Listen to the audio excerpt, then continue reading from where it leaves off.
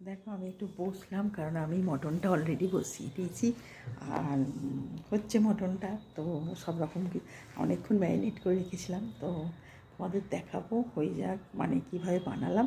তো অনেক ইয়ে করে তো করতে হয়, তারপরে সব লোকজন আসবে, তো এইভাবে আমি তাড়াতাড়ি করছি, তোমাদের সব দেখাবো, দেখতে থাকো। আর কীভাবে বানালাম সব বলবো। আর সবাই মিলে খাওয়া দাওয়া করতে তো ভীষণ ভালো লাগে ওইগুলো। তো তোমরাও এসো, তোমাদের সাথেও আর একসাথে সব কিছু করতে চাই, যে হাসি গল্প সবই তো একসাথে হলে ভালো লাগে। আর সবাই তো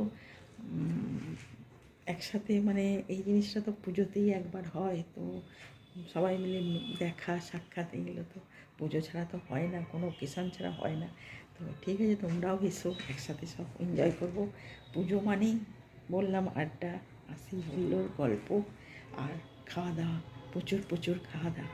তো এসো তোমরাও, সবাই মিলে আমরা হই হই করি আর দুর্গা পুজোটাকে আমরা ভালো করে সেলিব্রেশন করি। ঠিক আছে, বাই।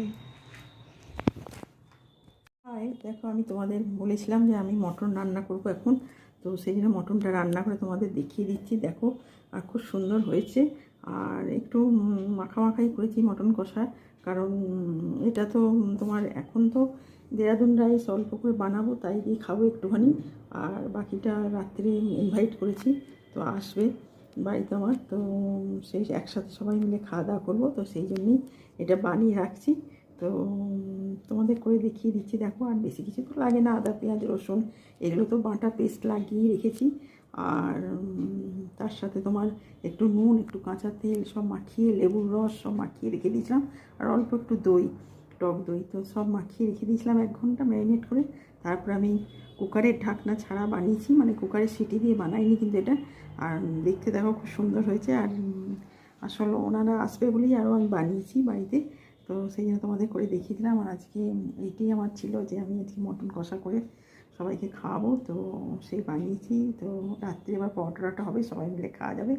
তো ঠিক আছে, তোমরাও এইভাবে বাড়িতে বানাও, আর বাড়িতে বানিয়ে খাওয়াও, সবাইকে খাওয়াও, নিজেরা খাও, দেখবে ভালোও লাগবে। আর মটন তো এমনিতে খাওয়া হয় না, তো এই বাড়িতে ইনভাইট করেছি বলেই আমি বানিয়েছি। তো ঠিক আছে, সঙ্গে থাকো, দেখি তোমাদের সামনে আবার চলে এলাম। আর অনেক কিছু দেখাবো, কাটান টাটান সব রুমের কিনেছি, সেগুলোও দেখাবো। আর তোমরা দেখতে থাকো, আর খুব ভালো লাগবে সব কিছু। আর আমি এইভাবেই সব কিছু তৈরি করে সব কিছু দেখাতে চাই, কারণ সব কিছু তো খুশিতেই তো হয়, তাই না? তো ঠিক আছে, তোমরা দেখতে থাকো আর খুব হ্যাপি থাকো। আর আমি সবার সাথে কথাও বলবো সব কিছু। ঠিক আছে, তোমরা সঙ্গে থাকো আর দেখতে থাকো। আর পুরো ঘরটা সাজিয়ে আর সব কিছু করে, তো এইভাবে আমি থাকতে চাই। আর ভালো থেকো, সঙ্গে থেকো, এইটুকু।